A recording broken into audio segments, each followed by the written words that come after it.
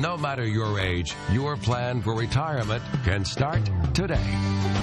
From the News Channel 5 Network, this is the Retirement Report. Good morning. Welcome to the Retirement Report. This is Hank Parrott, your host. You know, one of the things I've been seeing over the last many weeks, in fact, this year has been kind of a crazy year. We had one of the worst starts to the stock market in January that we'd seen in the history of the stock market. Then we've had a rebound where we've recovered from that and just a little bit into positive territory. And the question is, what's it going to do, right? I get that. This morning I'm going to be talking about frequently asked questions. These are questions basically that I get on a pretty regular basis, especially this year, from people that come into the office. So with new clients that are coming in, these are some of the concerns that I'm hearing voiced. And one of those is that about the stock market. What's it going to do? And of course, this is one of those areas that everybody, you've got prognosticators on different financial shows that are always talking about making predictions about what they think the market's going to do. And the reality is nobody, of course, really knows. But there are some tea leaves to be read here. There's some things going on in the economy and in the world that we might want to pay attention to, and in particular, depending on who it is that has, if you look at people like John Bogle, Carl Icahn, George Soros, Harry Dent, an economist, if you look at some of the voices that are being showing up on interviews today with some of the comments they're making, this is something you may want to pay attention to and how it might impact you. So an example would be when you have someone like George Soros and Carl Icahn saying this is looking a lot like 2008, okay, the bubbles that are being created through our monetary policies, you know, I might want to think about that a little bit. What might that mean to you if all of a sudden that's the case? When we look at most recently some information that came out from our Government Accounting Office, one of the things they're talking about is that we finally have seen households somewhat recover, okay, with regard to household wealth to what it was then, and now you've got talk of bubbles again pre-08. So what are some of the things that we're also hearing? When they're talking about bubbles, what might that mean? Housing bubbles? That's one of the concerns. What about the stock market? What kind of bubbles might be created there? We're seeing already, even though we've seen this big increase with regard to the market over the last couple of months, there are still some sectors that are still under siege, if you will, that are near bear market territory still. So here's some others to consider. When you have someone like a John Bogle as an example, he's the founder of Vanguard Funds, and he's saying that he's predicting, in fact, a 52, not just one, but two 50% declines in the stock market over the next decade. Now, the question is, when you hear these things, does it just get you really scared and nervous and you just don't want to even think about it? And I'm not going to open my 401k statements. I'm not going to look at my investment account statements. I'm just going to pretend that everything will be okay? Or is this a time you might want to take a very good look, and do you have any defensive strategies in place that can help you make money in down times? And I'll give you an example of that. In 2008, the market was down 38% that year. Okay, the S&P 500 index, broad index, this is right. It's the 500 largest companies in the United States, make up 70% of the equity in the stock market, outperforms, depending on who you listen, anywhere from 80 to 95% of equity mutual funds that are out there that you're currently investing in your retirement plans or in your individual retirement accounts or individual investment accounts for that matter. So when you see numbers like that, all right, you look at the S&P, 38% drop in 08, would you be interested in a strategy that actually made 5% that year? Didn't lose anything, actually made money. We can even go back further. There was another bear market most recently in this century, if you will, 2000 through 2002, when the stock market dropped over 40%. Okay, so imagine again if you had $250,000 in your account and it dropped to almost about, say, $155,000. All right, that's a pretty hefty hit to take, losing almost $100,000 of your money, over 40% of your money, over a period of about 3 years. So this strategy I'm going to share with you today, guess what happened with it over that same period? Made 17%. Wow, right? So now my $250,000 investment instead would have grown instead of reducing, and it would have grown by almost $40,000 over that same period. All right, so is that something you might be interested in? Something that actually makes money when the market goes down as opposed to losing money. Now again, I'm going to give you the disclaimer we all must give, which is that past performance is no indication of future performance. You always have to look at that. So when we're talking about historical returns, that's just what they are. This is based on what happened back then in 2000 through 2002 and 2008. In fact, from October of 2007 through March of 2009, the market dropped over 50%, about 55+% in fact. All right. So do you have a strategy for that? Or are you going to be like some recommend, just wait it out? In other words, don't worry. As long as you know, if it crashes like that, as long as you stay in it for the next decade or two, you'll be fine. Well, that's great advice for somebody maybe in their 20s and 30s. But even then, what happens when the market starts going down?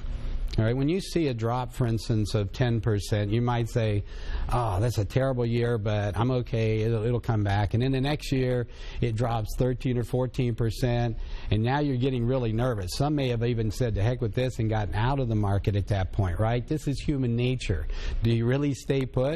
And then what happens the next year? It drops over 20%. How many stayed in through that whole period of 10 and 12 and then 23% drops over the course of that 3-year period? How many, in fact, said, I'm taking my marbles and going home, right? I'm going to get my money out of the stock market and I'm never going back. All right, this is the kind of things that can happen if you don't have a plan. But if you've got a plan, and let's say over that same period, maybe you had a portfolio, the structure of your portfolio was such that it protected you in those kind of downturns. All right, where you had strategies in place that said, yes, this pool of money in my investment went down a little bit. This pool, however, made money, and the offset is maybe I didn't do so bad. Maybe I made money, maybe I came out at a break even, while other people were losing 40 to 50%. Would that make it a lot easier to then stay in? And then what happens when it drops 40%? It takes 4, 5, 6, 7 years to recover. So from 2000, for instance, through 2002, to use that period again, the market drops over 40%. Then it takes until 2007 before you finally regain that 250,000 you started with back at the beginning of 2000. So now you're in the market for 7, almost 8 years, and you're just at about a break-even. In fact, you just towards the end of 07, you're starting to make some money again and feeling a little more comfortable. And then from October of 07 and March of 09, there goes half your money. It's even worse than the period through 2000 through 2002. Just when you were getting ahead, you're back down below where you even started back at the beginning of 2000.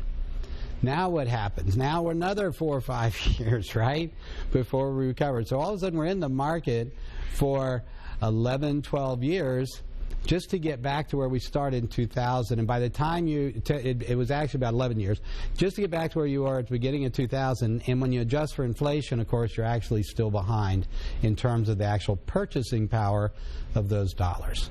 Now, this isn't meant to depress you or to scare you. It's meant to basically be a cautionary tale. Learn from the past, right? We don't want to repeat these same mistakes if we went through that. And that, remember, all that I was just quoting to you was the S&P 500 index. Most mutual fund accounts did even worse. Most stock mutual fund accounts dropped even more.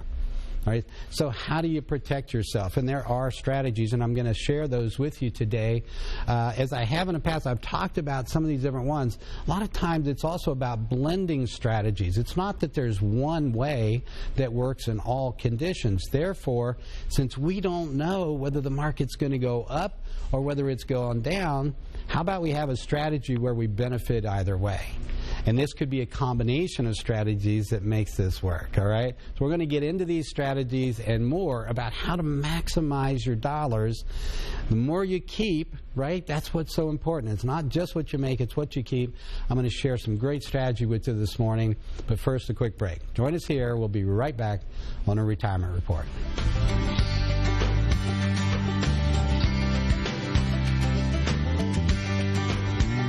This is a Storm 5 HD weather update. Sign up for Weather Call at newschannel5.com. Hello, everyone. I'm Ron Howes from the Storm 5 HD Weather Center. You're looking at radar now, showing the precipitation out there on this Thursday night. And this is a look at temperatures across the southeastern U.S. and the current conditions now in Nashville. Our forecast for tonight, cloudy skies with scattered showers, an overnight low of 52. Then for tomorrow, mainly dry conditions, a high of 73. Much warmer temperatures coming for the weekend, 77 on Saturday. 79 on Sunday. Will be in the low 80s on Monday and Tuesday. The next system coming out of the Central Plains will mean a chance for showers and storms on Wednesday and Thursday. This has been a weather update from the Storm 5 HD Weather Center.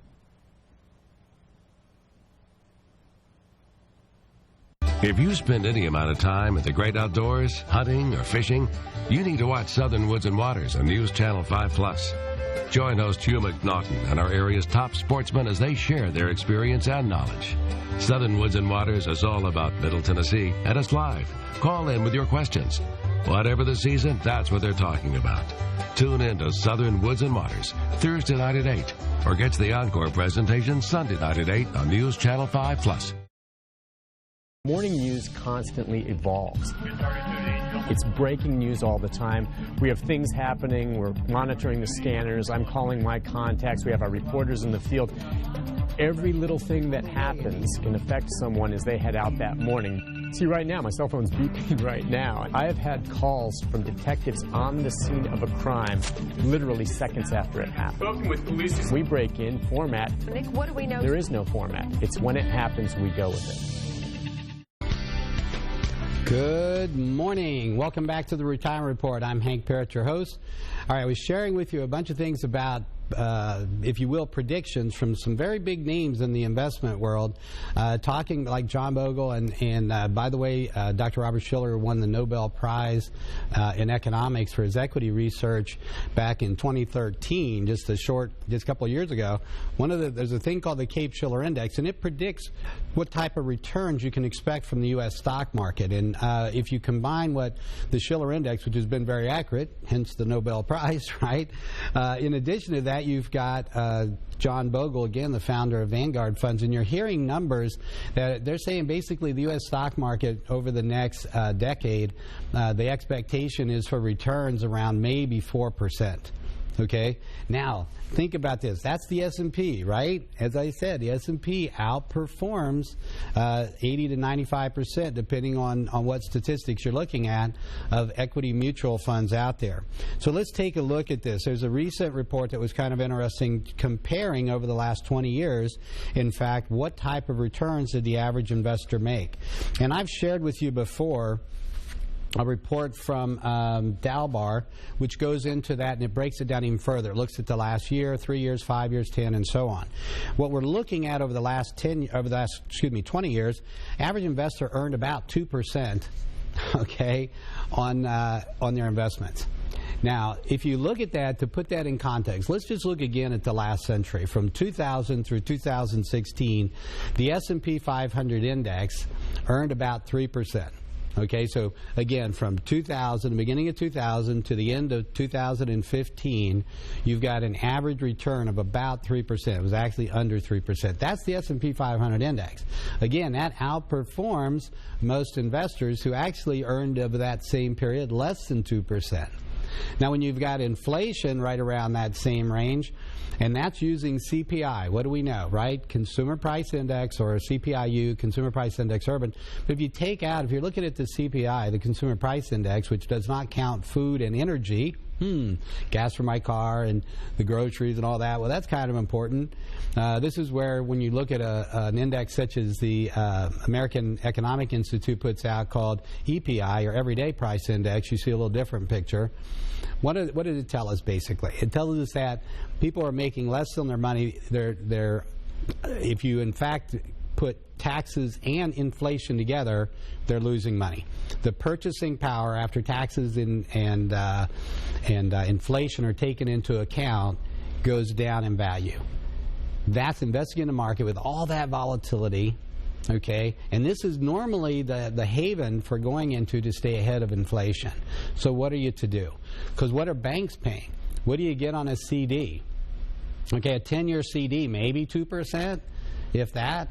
If you look at a 10-year, now keep in mind, I'm giving the bank my money for 10 years to get, if I'm lucky, 2%. What happens if I put it in a U.S. Treasury?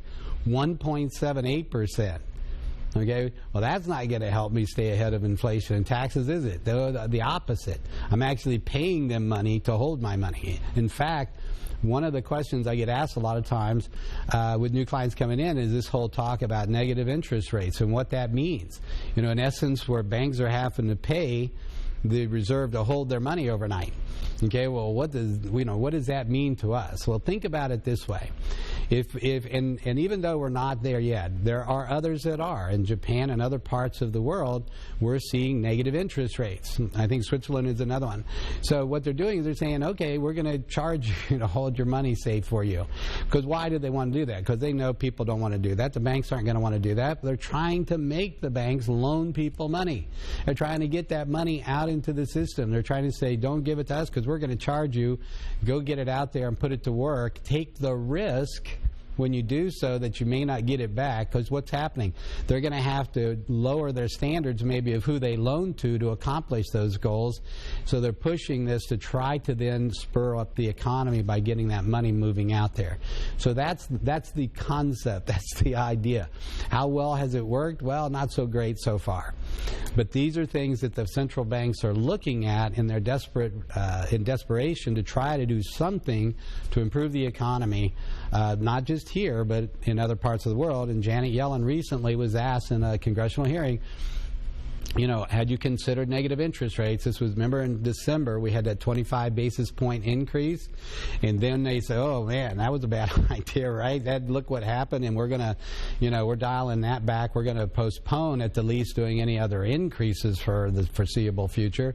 And was asked specifically, well, have you considered negative interest rates? And then Janet Yellen said, well, we had looked at that at one point last year, decided that, it wasn't necessary at this time, but we are looking at it. Oh my goodness. Okay, what is that going to look like? So when you look at the average investor again, what they're making, and you got to look at your own accounts. And this is the thing. A lot of times I've got clients coming in and they're really not sure what they're making. Okay, because they're putting money in all the time. And so when you're trying to separate out that part that you're adding in yourself, so you see your account growing, but does it have to do with actual returns, or does it have to do more with the fact that you're adding money in all the time? All right, what are your actual returns? And just because you see money growing, at what rate is it growing? Is it growing at a rapid enough rate to in fact stay ahead of inflation and taxes? And our strategies to do that. The stock market is normally one of those places, but you have to do it correctly. You have to have a well-diversified portfolio, and you have to take into account our current economic conditions, the current state of the market, what's going on out there. And I would be listening to some of these people that are saying, well, there's a chance this is looking like 2008. Or, when you listen to John Bogle, well, we might see, declines, expect to see them, in fact, two of them of 50% or more over the next decade. These are the things to understand about the market in general. Normally in the market, you're going to have those periods. You're going to have about 1 in 3 to 1 in 4 years, depending on how aggressively you're invested and how well diversified you are, that are going to be negative years. You're going to lose money. That's part of investing in the market. But if you do it, you can be smart about that. If you recognize that, you say, well, then I need to be diversified so that when I go through a negative period, I also have a fast rebound from it. I'm not waiting 5, 6, 7 years to get back to where I started, but in fact, it recovers in 1.5 to 2 years. That's another value that can be brought to your portfolio through proper diversification. Everybody, and this is another one. I got this question just yesterday, and it's one of a frequent one that I get asked. People understand asset allocation, or think they do. People understand diversification, or think they do. And this is where it comes in. These are buzzwords in the investment world that are used quite frequently. The question is, are you actually applying them in your actual portfolio, okay, in your 401k. All right, when you talk to your investment advisor and they talk to you, your stockbroker or a registered rep, and you're talking to them about your portfolio, are they really explaining what that means? An example, and I see these every week, almost on a daily basis, where new clients come in, and I'm looking and analyzing their current portfolio, and they think they're diversified. They got, 10, 12, 15, 20 different mutual funds. And they're like, I'm well diversified. I got all these funds. My advisor, in fact, says I'm well diversified. That's why they put me in all these funds. And then we dig down into the funds to see what they have. And this is the key. Having 20 different mutual funds doesn't mean you're necessarily diversified. All right? I looked at an account recently as an example. And what did I see? And I got to say, most in particular lately, everybody's going into large caps because the S&P had a nice run since 2008. If you look at 2009 through 2014, it was a relatively strong period. All right, 2015, it was only about a 1% gain, not so much. However, what's happened over that period is the advisors, the money managers, everybody's pushing into large caps. So I'm looking at 20 different mutual funds, but they have all the same stocks in them.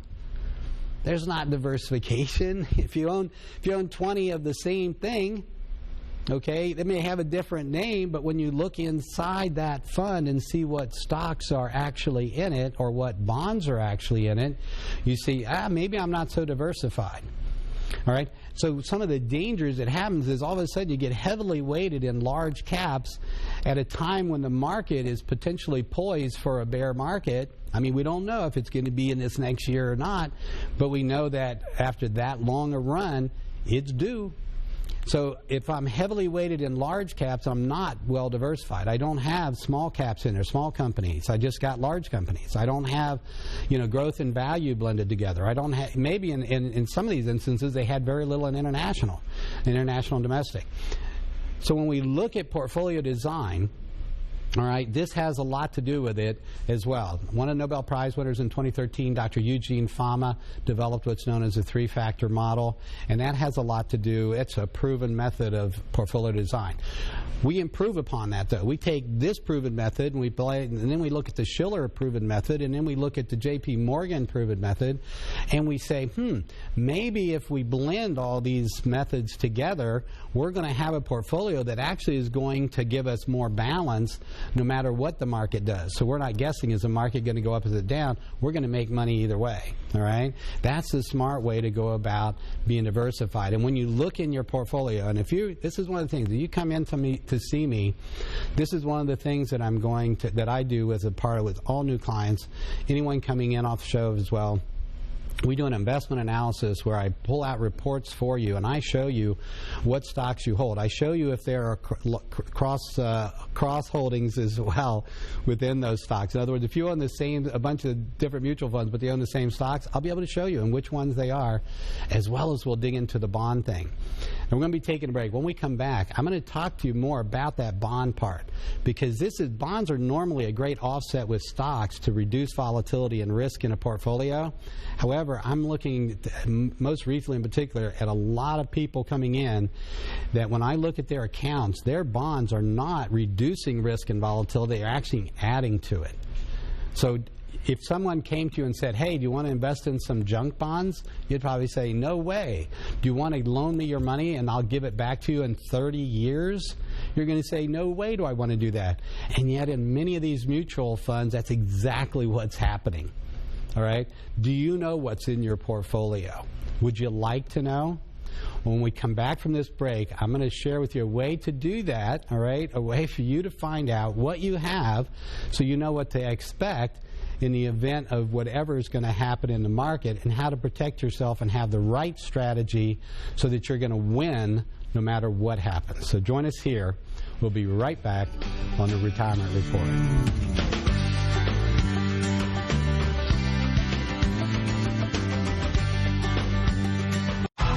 Say hello to your weekend. Hi. With the next hour. A non-stop Surprise-filled Friday. Plus, Rebel Wilson It's a game called Who'd You Rather. learns how not to be single. Both have felt my womanliness. My friend actually prosecuted him for tax evasion. Today at 3 on News Channel 5. At the table. This love is a blade sword.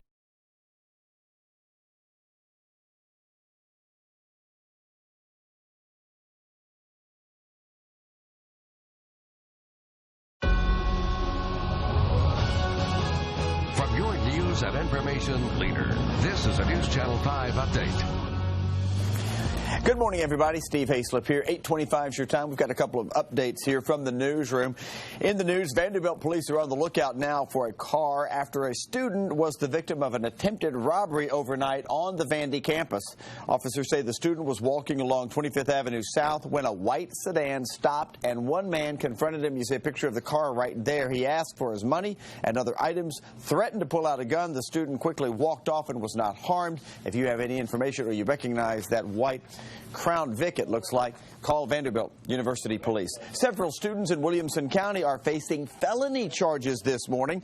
Franklin High School's principal notified parents after conversations were found on a texting app discussing violence at the school. They're taking it really seriously. Several of those students have been arrested and charged with filing a false report. We have your weekend forecast and a check of the traffic in just a moment. Welcome aboard my starship. Ahoy, mateys. It's full of things I love. Like me, brave crew. And my fellow space adventurers. And free of things I don't, like aliens. Just like eye patches. And when it's time to refuel, I eat Chex cereal. It's full of stuff we pirates need. And artificial flavors. And it's gluten-free. Excelsior! Get up, me hearties! Keep it down! I'm exploring the galaxy. Arrgh! That's not even a real spaceship. Aqualipo, the new revolution in liposuction. I go to the gym, I work out quite a bit, but that bulge on my stomach just would not go away. The procedure was fabulous for me. I was awake the whole time. I had it done on a Friday, and on Monday, I went back to work. It was the best thing I could have done for myself. Aqualipo, exclusively at New Body Concepts. Visit newbodyconcepts.com or call now for more information. The brand new Jenkins & Wynn Honda in Clarksville is now open. Choose from our largest inventory ever of new Hondas. Over 1,000 new and used vehicles to choose from on our new 29-acre location. Get financing as low as 0.9% up to 60 months. Do you want a new Honda? Do you want the very best deal? It's here at the new Jenkins & Wynn Honda on Trenton Road in Clarksville. Come in today or shop anytime online at jenkinsandwynnhonda.com. 8:27 now, checking 5 Live traffic. Franklin police just reported an injury crash down on the south side in Franklin, and we still have this crash on I-24 eastbound near Whites Creek Pike up in Jolton. One lane blocked because of that coming in, and as a result, your drive time in from Clarksville hasn't really sped up that much. Here's the crash in Franklin near Mallory Station Road and Franklin Road right there. They're asking motorists to avoid that area. You see a big backup in the northbound lanes of Franklin Road right there. From Clarksville, 61 minutes the drive time because of that crash up in Jolton. A couple of minor crashes here in town. No big deal with those, but we do see traffic clearing out very nicely. The 65-24 merge has very little merging going on. 10 minutes from Madison into the downtown Nashville area using I-65. Have yourself a safe traffic weekend. That's 5 Live traffic. Right now in Nashville, mostly cloudy skies. From time to time, we've had a few rays of sunshine out there at the airport now. 59 degrees. Here's a look at your forecast today. 74 here in Nashville today, 48 tonight, 7-day on the way. Here is where we connect. An update to some breaking news. Here cars and here. are underwater this The breaking news that matters to you can come from anywhere, at any time. You see the fire crews arriving opposite. See it There's the explosion. as it happens. That's why they were backing the News Channel 5, streaming live. Stay connected to your news and information leader. Live streaming is sponsored by Universal Kia.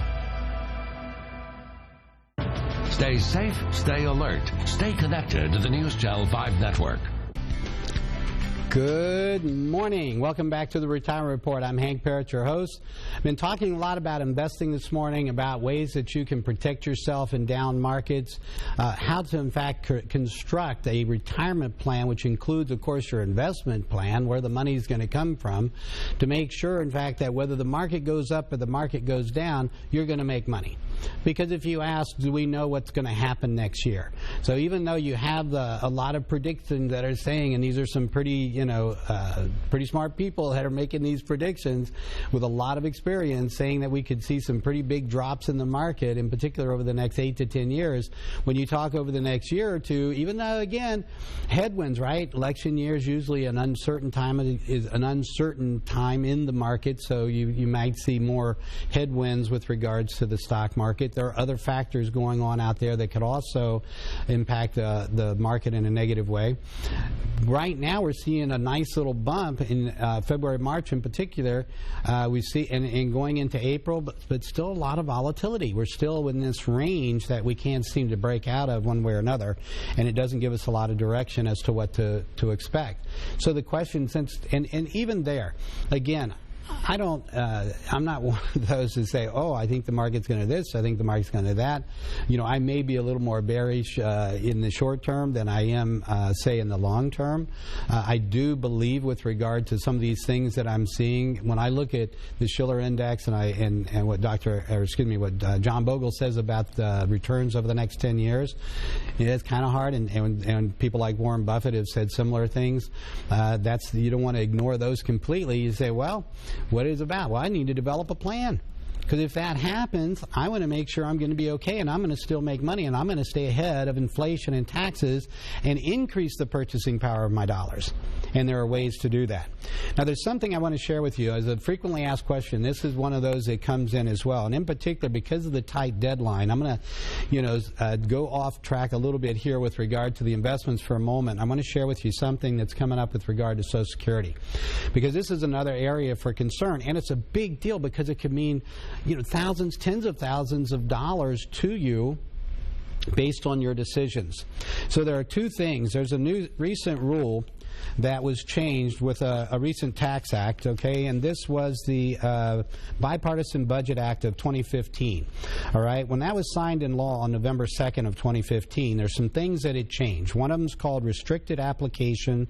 The other is voluntary suspension, what's commonly referred to as file and suspend. So how do these things work, and what might they impact you? And here's the most important part.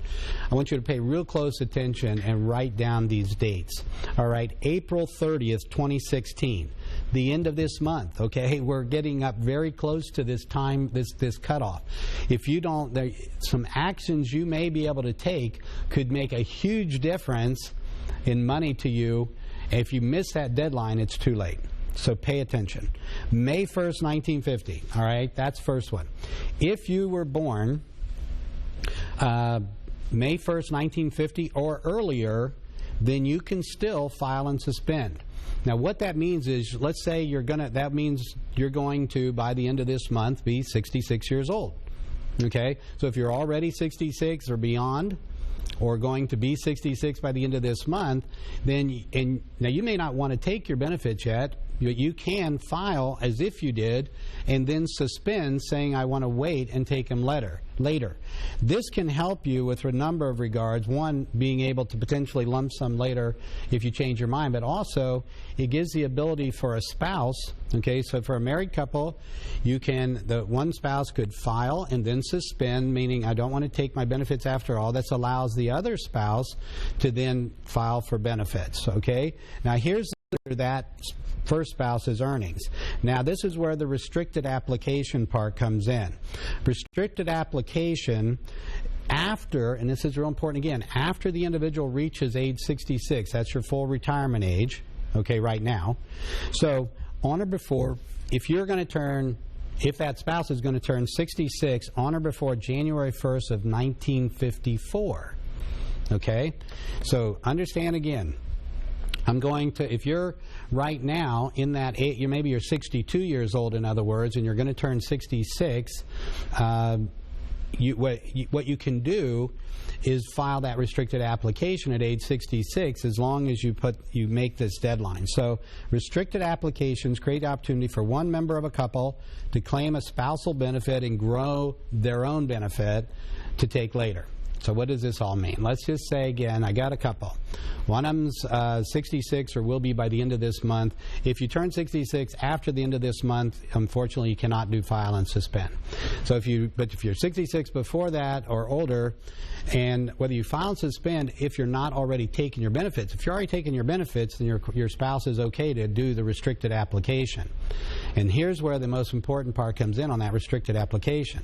For anybody that is born on or before January 1st, 1954, if you were born before that date and have not started taking your Social Security benefits, and you wait until your full retirement age, which would be age 66, you can then file under your spouse's Social Security, receive benefits under their earnings, about 50% of what they would be getting, and you can then allow your own benefit that you would receive to grow and earn those delayed retirement credits of about 8% per year until you turn age 70, at which time you can then switch over from the spousal benefit and start taking your own benefits under your earnings at age 70, which would most likely be much higher amount. So what is it really doing? It's allowing you to delay taking your credit, your Social Security, until it's a much bigger check, and at the same time getting paid under your spouse's Social Security, and it doesn't affect their benefits at all. All right, this is like free money. It's going away. All right, you have to the end of this month to take advantage of it. If you have some questions, if you fall under this category of being born before January 1st, 1954 or May 1st, 1950, either of those dates, and you want to know more about this, get in to see us. I'm going to open it up this week. I usually, again, for the first 10 callers to my office this morning, all right, the number is 615-376-5325. I offer up a retirement income analysis, a complete financial plan. This is not just a free consultation when we come in and just talk for a little bit. I'm going to offer up an actual free retirement income analysis, a complete comprehensive financial plan where we look at your investments, we talk about Social Security, tax planning, estate planning, we cover it all. Okay? So for the first 10 callers to my office, you can get in on this offer. Again, the number is 615-376-5325. There's the number on your screen. Debbie's standing by. She'll take your information. She will, your address, to send out your packet, okay? And that's going to be a checklist of things to bring to the appointment so that we can do that. And if you're interested in Social Security stuff, see if this applies to you and see if you can, in fact, take advantage of this and how you can get that money, then you want to make sure you get in to see me and bring your Social Security statements, right? And if you don't know how to get them, we can help you with that. The packet we send out has a link where you can go online and get that, sign up and get a copy of your statement. And if you have trouble there, even if you come into the office and you just haven't been able to get it, we can even get online there for you, with you, and help you get your statement and print it out right there at my office as well. So again, for the first 10 callers, 615-376-5325 to call my office.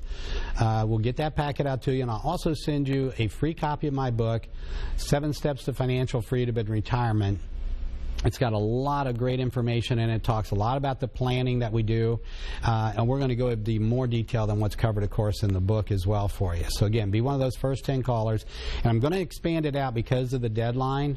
So even if you're, if you don't make that cutoff, don't worry, call in, okay? We'll get you in. We'll make sure you get in before the deadline. So this, I think, is so important, and I'm going to really feel bad for people that just didn't know and missed that deadline. And I got to tell you, I had some new clients that came in this week, and they shared with me that they had talked to, I think they said 7, 8, 9 different advisors, and they kept getting different information. One advisor even told them, if you go talk to 5 more advisors, you'll get 5 different answers, all on this file and suspend. This isn't about opinions. This is in the law. This is an act that was passed and signed into law back in November. There's no ambiguity here. There's no gray area. That's why I was sharing with you these dates and how this works. Again, I will help you in your specific situation to make the most of it. And we do that with regard to Social Security in general. One of the frequently asked questions again is, do I take at age 62? Do I wait to age 66 or 67, depending on your age? Do I wait to age 70? What happens at age 65? What about my health care? You know, we cover all of that. Health care costs, everything that you're going to need to know to maximize your money, okay, to get the most money you can coming in. That's going to help you extend out how long your resources last, right? Make sure you never run out of money. We're going to get into some more, and I'm going to go back into that financial part again with you as far as investing as a part of this morning. So join us here. We're going to be right back on the Retirement Report.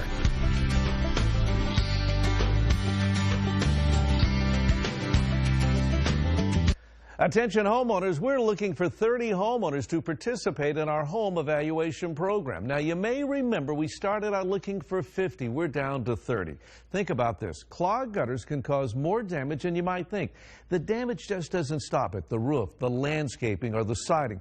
Listen to this. Water spilling over your gutters can damage your door jambs, and you may need to replace your doors entirely. Look at the answer. LeafGuard, the only seamless one-piece system, comes with a clog-free guarantee. If you're tired of doing this, cleaning out the gutters, pick up the phone and call in now. Be one of 30 homeowners to get these special savings. Zip code and location are important. We'll put a good neighbor sign in your yard. Curb appeal counts, and you'll get 75% off installation. Special savings direct from the manufacturer. You're going to be compensated for your time with a $200 gift card as a bonus with purchase and a $25 gas card with your in-home estimate. Also, be one of those 30 homeowners to ask about Refer 8, and you could get free gutters. Call LeafGuard now.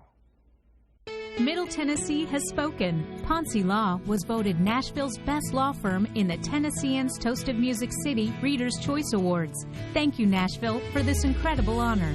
For over 20 years, Ponce Law has been working to provide excellent legal services to clients and outstanding leadership to the community. Voted best law firm. Proud to serve the nation's greatest city. Nashville-based, Nashville strong. Ponce Law. Justice for all. Tonight, say hello to Dubai. Mom, they're catching up! This could be everything go! The most extreme Amazing Race episode ever.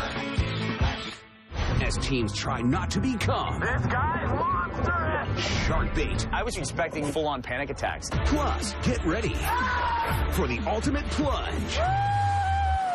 Will the 6 remaining teams hang on? It's all going down on a new Amazing Race tonight, or stream it live or on demand. Good morning. Welcome to the Retirement Report. I'm Hank Parrott, your host.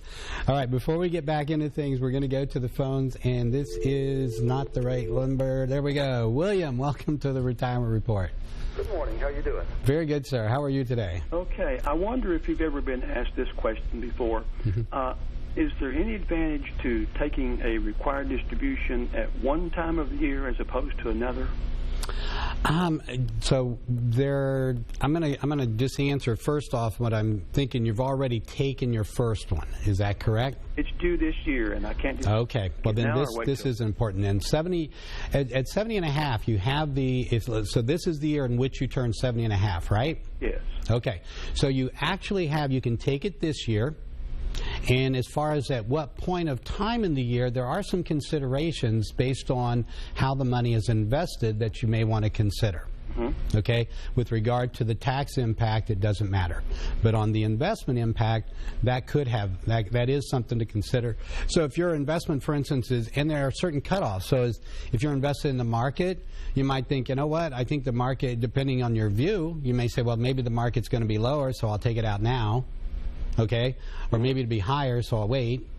Now, here's another consideration. If you have, say, maybe you've got money in an annuity, a retirement annuity, and that you're going to be pulling the money from, and so the consideration may be if there's an anniversary date that you're going to lock in some earnings on that anniversary date, you may want to wait until after the anniversary date.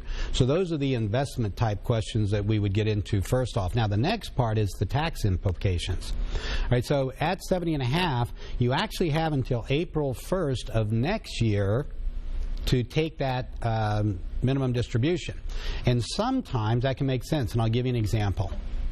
I had a client come in. We were debating, do we take it this year, or this is a couple of years ago, but do we take it in the year he turned 70 and a half, or do we wait a year? And this is what we determined, is that because his income was relatively low, all right, and he just had Social Security mainly, had a very modest income, had a nice savings. In fact, his required minimum distribution was going to be quite high, and it was going to create taxation on his Social Security benefits as well as the taxation on the required minimum distribution itself. So what we determined, though, if we waited a year, we would be able to take that required minimum distribution by April 1st. Now, you will still have to take another required minimum distribution in that same year for that year. So for 2016, you could delay it until 2017, and then in 2017, you'd be taking your 2016 distribution and your 2017 distribution. In his situation, it did not increase the tax on the total amount. In other words, he was going to pay more, and his Social Security was going to be taxed more in let's say for you it'd be a 2017. However, it still kept him in the 15% tax bracket. So in other words, he was not going to pay, whether he took his distribution this year and paid 15% tax on it, or took two next year and paid 15% tax on the whole amount, the difference would be this year he would avoid taxation on his Social Security benefits and pay zero tax, and next year he'll pay that high 15%, including on Social Security, but he was going to pay it anyway. Mm-hmm. So those are, you can see it can get a little complicated maybe. I hope that helped it, but this is why we sit down and we do an analysis and we project, well, let's see what happens either way. What's going to give you the best result, both in minimizing taxes, but again, important also to take the consideration of the investment account part of it, what your potential benefit or consequence may be. We worry about taxes, definitely. We want them, we want to minimize those as much as we can. But understand, like, if you have accounts that are going to be taxed at a particular rate, but they, say 15% rate, but you maybe lose 20 to 25% depending on the kind of investments you have. That 15% savings in taxes may be not much of a consolation. Well, let's say that I'm in the market, and what I want to do is simply roll that over into a retail account. Right. Okay. Then shouldn't I wait till after the distributions have been made and take that within the protected area and then roll it over? So when you say protected area? Tax deferred. So when you're to take it out of tax deferred, to delay as long as possible, to take the, so let's say you're going to be rolling it into an account and have the same investments, correct? Yeah. Okay, so you're saying, well, should I take advantage of tax deferral as long as I can before taking it out, regardless of what the investments are going to be, because we're going to neutralize that somewhat with the fact that I'm going to be investing in the same things after I deduct for those taxes. Except the distribution will be made while it's still tax deferred and not after I roll it over. The distribution, once you take your minimum distribution, it's growing tax deferred. So let's say you want to maximize tax deferral until the end of the year, take your distribution at that point because you've gotten the most you can out of it, roll it into is what you're saying. Well, in that tax deferral, because it's taxed in that year, whether you did it in January or otherwise, now the amount of your required minimum distribution would come into play. Okay, goes back again to what the total tax is going to be in terms of whether you take it this year or next year is, I think, a bigger consideration than what time of year you take it. Okay. Do you see where, where do you see an advantage, for instance, in delaying until the end of the year unless there's an investment benefit to be had? Well, if I roll it over earlier in the year, the distribution that comes at the end of the year will be taxable for me. Now, let me, it's an interesting question about taxes, so I'll take it another step further. But let's just say that once you roll it into the other account, one of the things you're considering, if I left it two same accounts, one's growing tax deferred, I'm taking advantage of using those tax dollars and that. As soon as I roll it over, any growth that occurs from now to the end of the year is going to be a taxable growth in that individual account versus a tax deferred in the other, correct? Yes. So that's a consideration. Now here's the other. We're at historically low tax rates. What do you think is going to happen in the future with regard to taxes? I have no idea. Do you think they're more likely to go up or down? Well, probably up, but I basically have no idea what's going to happen. Nobody really knows for sure, but this is again where, and it goes with the same thing. We can't, one of the problems that comes in a lot of times when we're looking at planning is that we see certain things that are going on, a $19 trillion debt that, you know, with deficits that are running in the hundreds of billions of dollars every year.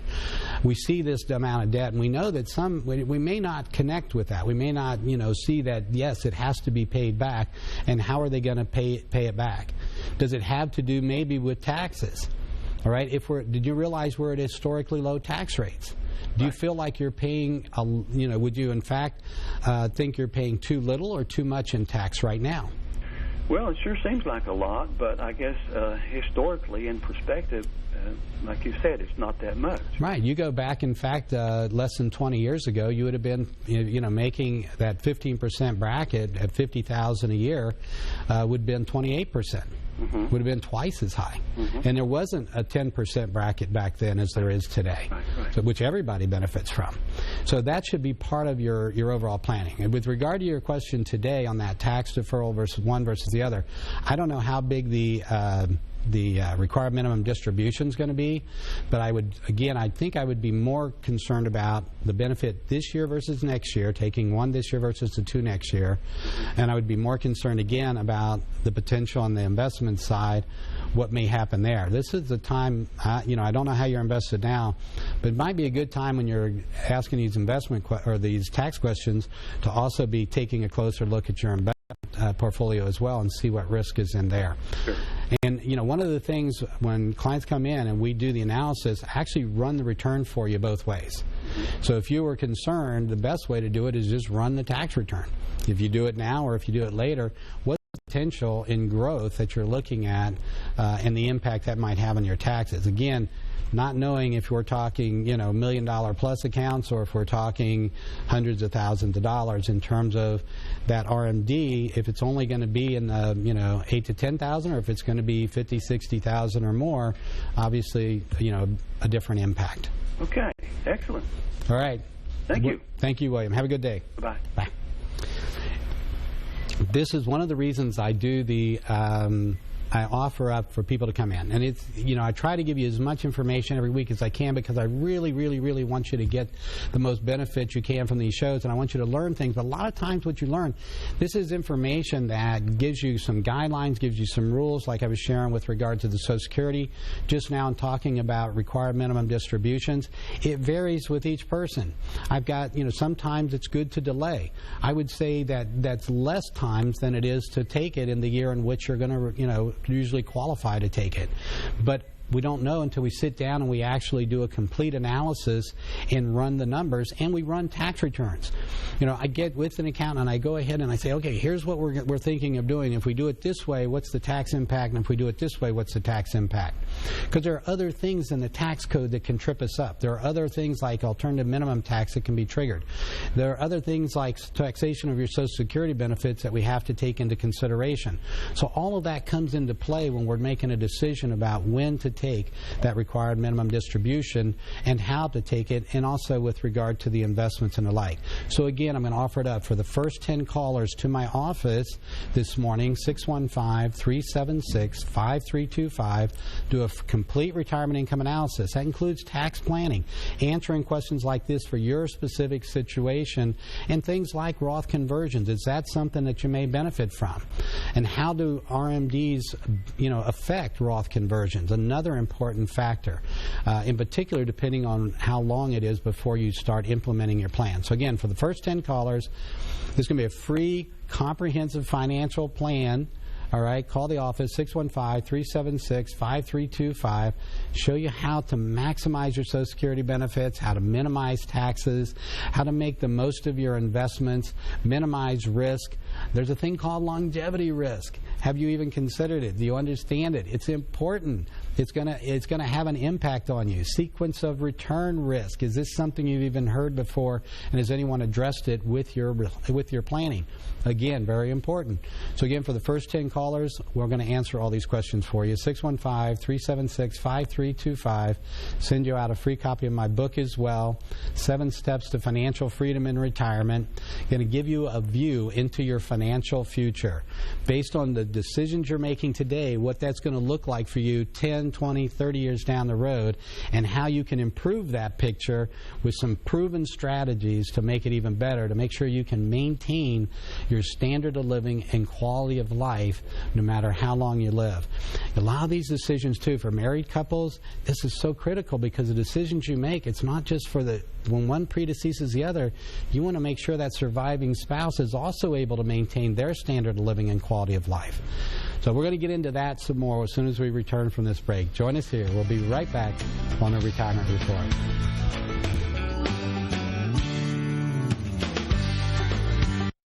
When there are storms in the area, there can be a big difference between what's happening when we go on the air first at 4 a.m. Rain, a major issue. Then by the time we get to the 6 a.m. hour. That much rain in a short amount of time. Sometimes with weather, it can be just a matter of a few minutes that can mean a big difference in what's happening in their neighborhood. So here's the breakdown of this. Part of my mission is to make sure that our viewers have the very latest information that they need when they walk out the door. Prices at Kroger. Around the Mid-South for today, we're going to see cloud cover gradually decrease. Partly cloudy skies this afternoon. Won't rule out a passing shower today, but that chance is a little greater in West Tennessee. 74 today, 48 tonight, then for tomorrow, 75, 49 tomorrow night, 79 on Sunday, around 80 for the beginning of next week. We'll put rain chances back in by Wednesday and Thursday. Today on Talk of the Town, if you loved hula hooping as a kid, this could be your key to staying in shape as a grown-up. We're trying power hoops to see what all the hoopla is about with this fun fitness routine. Bob Vila is making a house call so you won't have any unwanted visitors. Learn the best ways to pest-proof your home. And this funny guy is stopping by, too. We'll share some laughs with killer bees. Plus, watch to win tickets to see the latest Cirque du Soleil spectacular coming to Nashville. Today at 11 on Talk of the Town. Good morning. Welcome back to the Retirement Report. I'm Hank Parrott, your host. All right, we got a little off on some things there this morning, so I'm not able to get into as much on the investment stuff. But again, be one of those first 10 callers. Come in, and I'll show you some of these strategies. I've talked about them before on the show. Again, how to utilize indexes to make the most of your money, reducing risk and getting the best returns. And again, for those key dates, if you were born before May 1st, 1950, and this is the very important one, if you were born before January 1st, 1954 on this restricted application that's going to go away. If this is something that may impact you, please call my office. I really want to help you take advantage of these rules, all right? Hope you got some good things out of this today, and we'll look forward to seeing you here each and every week on the Retirement Report.